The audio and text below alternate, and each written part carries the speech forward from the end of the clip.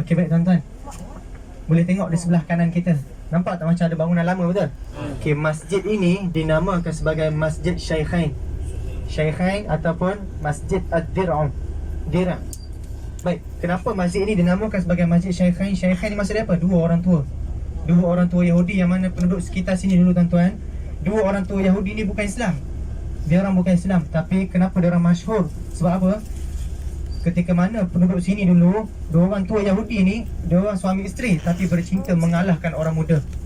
Maksudnya apa? Kalau kata orang kampung saya, sweet lah. Maksudnya walaupun dah tua, tapi dia orang punya bercinta tu mengalahkan orang muda, sampaikan penduduk sini semua takjub. Bila mana takjub, dia orang pun gelarkan tempat ni sebagai Syaikhain, dua orang tua. Kampung dua orang tua. Baik. Kemudian kenapa masjid ini dinamakan sebagai Masjid Ad-Dir'un? Dir'u ni maksud dia apa? Maksud dia baju besi Nabi sallallahu alaihi wasallam. Tuan-tuan, masjid tadi Bani Harithah, betul? Bani Harithah tu Nabi singgah bila balik perang kan? Tapi masjid ini Nabi singgah sebelum pergi perang. Maksudnya apa? Nabi bermalam dekat masjid ni. Baik, nak kongsikan dekat sini. Nabi datang daripada Madinah ataupun Masjid Nabawi berada di sebelah kiri kita. Nabi pakai satu lapis baju besi Nabi. Boleh? Nabi ada dua lapis. Nabi pakai satu lapis dekat masjid. Kemudian Nabi sampai sini, Nabi pakai baju lapis, baju besi Nabi lapisan yang kedua. Boleh jelas? Maksudnya kenapa dinamakan sebagai baju besi? Sebab Nabi pakai satu lagi baju besi Nabi dekat sini. Yang nak bagi tahu kat sini tuan-tuan, kedua-dua lapis baju besi Nabi seberat 180 kg. Maksudnya apa? Nabi pakai dengan mukjizat Nabi SAW. Jadi nak cerita kat sini tuan-tuan, baju besi Nabi tu ada lagi sekarang dekat muzium dekat Turki. Tuan-tuan perasan tak kenapa banyak barang-barang Nabi ada dekat Turki? Sebab apa? Pada zaman Turki Uthmaniyah, kita kata apa? Antara akidah kita diserang. Kemudian diserang, kemudian apa yang berlaku? Dia orang nak jaga barang-barang Nabi ni, dia orang bawa naik kereta api, hantar pergi Turki. Bila mana hantar pergi Turki, maka orang sini tak boleh nak buat apa dah, betul? Bila masuk dalam jajahan Turki, maka dia orang tak ada kuasa. Jadi sebab itulah tuan-tuan, kalau pergi Turki, banyakkan ziarah. Banyakkan ziarah muzium-muzium. Sebab apa? Masih ada lagi barang-barang Nabi dekat sana. Baik, kemudian dekat sini tuan-tuan kita nak kongsikan, kita ziarah syuhada Uhud, betul? Ada kisah yang berkaitan dengan syuhada Uhud yang ada dekat sini. Yang pertama sahabat Nabi, nama dia Amru bin Jamuh. Siapa dia? Amru bin Jamuh. Amru bin Jamuh ni syuhada Uhud yang kita ziarah sebelum ni. Tapi ada kisah dekat sini. Amru bin Jamuh ni dia tempang tuan-tuan, jalan tak betul. Tempang dia ni, tapi dia pergi perang, ikut perang. Dia jumpa Nabi dekat sini, dia kata, "Ya Rasulullah, aku ni tempang, jalan tak betul.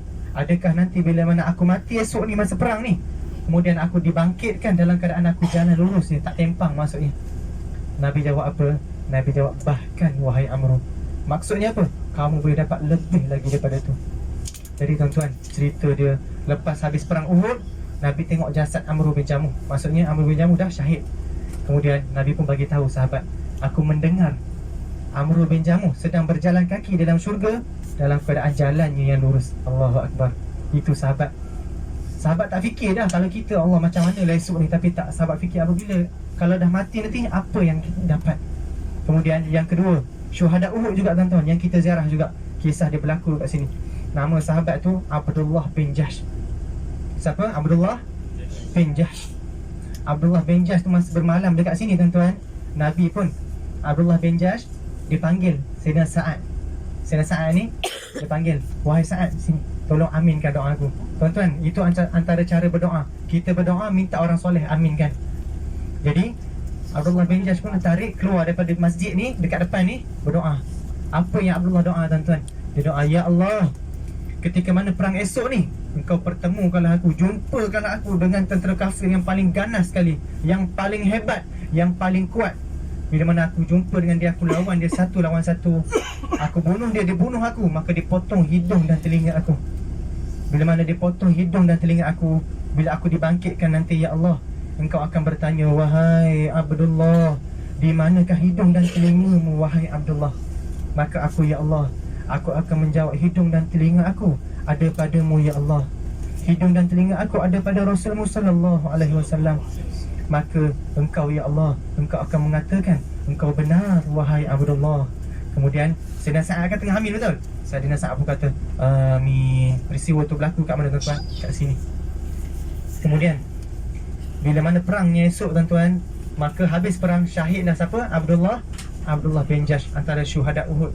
Maka tuan-tuan, Sayyidina Sa'ad tengok jasad Abdullah bin Jahsh tu sama macam dia doa tadi. Tak ada hidung, tak ada telinga tuan-tuan. Sayyidina Sa'ad pun terus isytihar dekat sahabat, aku melihat apa yang didoakan oleh Abdullah bin Jahsh ni berlaku dengan benar dan yakin. Itu tuan-tuan sahabat. Nak cerita iman sahabat tuan-tuan, kalau boleh perang nak jumpa siapa yang paling hebat sekali? Kalau kita macam mana gaya tuan-tuan perang? Ya Allah, jumpakanlah aku tentera yang paling lemah kali. Itu kita, iman kita tuan-tuan. Beza iman kita dengan sahabat.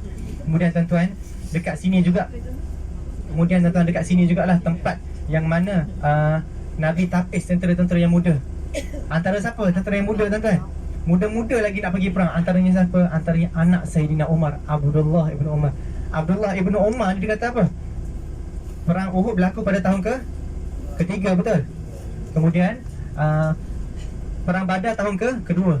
Abdullah ibn Umar dia kata apa? Anak Sayyidina Umar dia kata, aku ketika mana perang Badar, masa tu aku umur 13, aku minta dengan Rasulullah nak pergi perang, Rasulullah tak izinkan. Kemudian masa perang Uhud, aku minta nak pergi perang, masa tu aku umur 14 tahun, tapi Rasulullah tak izinkan. Kemudian dia kata, bila mana aku umur 15 tahun, aku minta untuk perang. Masa tu perang Khandaq tuan-tuan, aku minta untuk pergi perang, Rasulullah izinkan. Nak cerita apa tuan-tuan? Sahabat Nabi ni walaupun umur tak cukup lagi ni, tapi sanggup mati di jalan Allah. Bayangkan tuan-tuan, macam mana orang kita umur 14 tahun ni tengah main PUBG lagi tuan-tuan. Beza zaman Nabi. Tapi sahabat-sahabat zaman Nabi walaupun umur 14, sanggup mengangkat pedang, berjuang di jalan Allah, sanggup mati demi agama tuan-tuan. Itulah hebatnya tarbiyah Nabi SAW.